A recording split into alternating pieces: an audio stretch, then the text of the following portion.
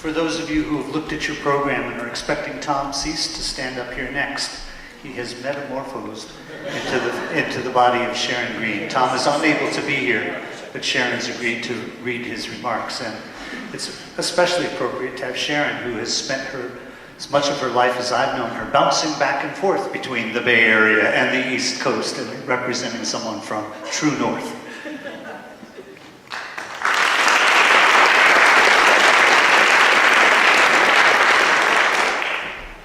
Okay, but this is Tom, so I want you to think of Tom's voice.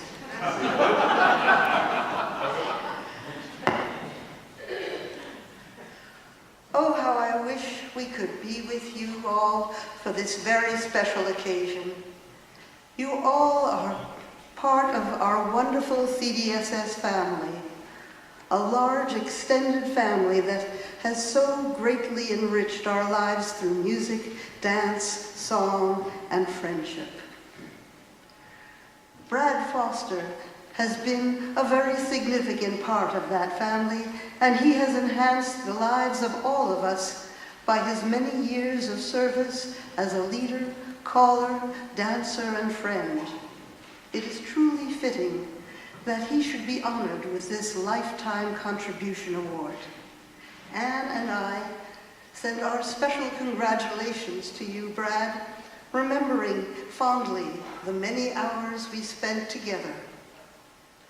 I think my first contact with Brad was in 1978. It was scarcely a contact because I'm not sure we even met. But I was aware of his presence at the Marlboro Morris sale as part of the Berkeley Morris team, which had driven from California in, I believe, a pickup truck.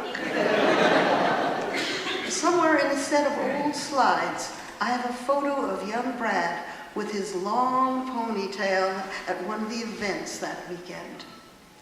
My next contacts with Brad were, of course, at Pinewoods.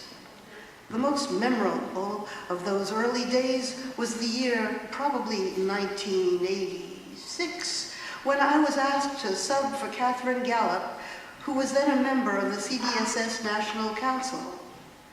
The meeting was in the Camp House, and the topic was the move from Manhattan to Western Massachusetts.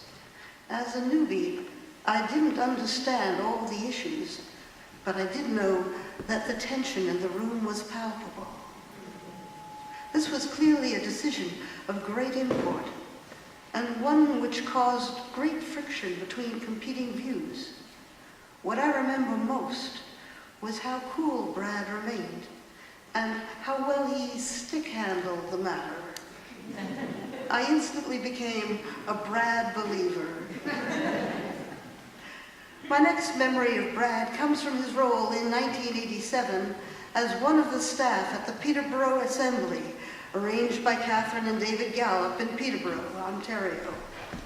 The other staff members were Jenny Scheimer and Jean Murrow. Quite a powerhouse lineup, don't you think? I had the honor of dancing a double jig with Brad at one of the display events at the Assembly. It wasn't a competition, but there was no question that Brad won it hands down. I was just pleased to share the moment with one very fine Morris dancer. We were also fortunate to host Brad as leader for at least 2 of our London, Ontario English dance weekends. He was, and still is, one of my favorite callers. Then came my opportunity to serve on the board of CDSS and eventually to be elected president. Over that period of 12 years, I obviously had many contacts with Brad. I've had the privilege to serve on the boards of several other arts organizations, and I've noted that the leaders usually excel either with their artistic expertise or with their financial acumen, but rarely both. It always greatly impressed me that Brad combined the two very effectively. Before becoming president, I was asked to chair a long-range planning committee, and it was there that I saw his depth of skill and insight most clearly demonstrated. He really really understood the mission of CDSS, and he really understood our fiscal constraints. He wasn't always particularly timely in getting things done, but that was always overcome by his deep insight and knowledge.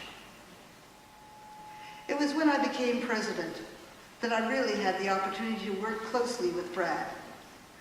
Once again, I was impressed by his tireless commitment to the mission of CDSS and his ability to manage the complex activities of the society.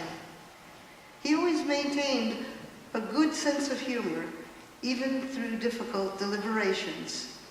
In a word, he made my tenure as president very easy. Brad, you have been a tireless leader, an excellent caller, a wonderful dancer, and a good friend. I happily add my voice to those of many others in the room in congratulating you on this recognition of your many contributions to the world of dance, music, and song.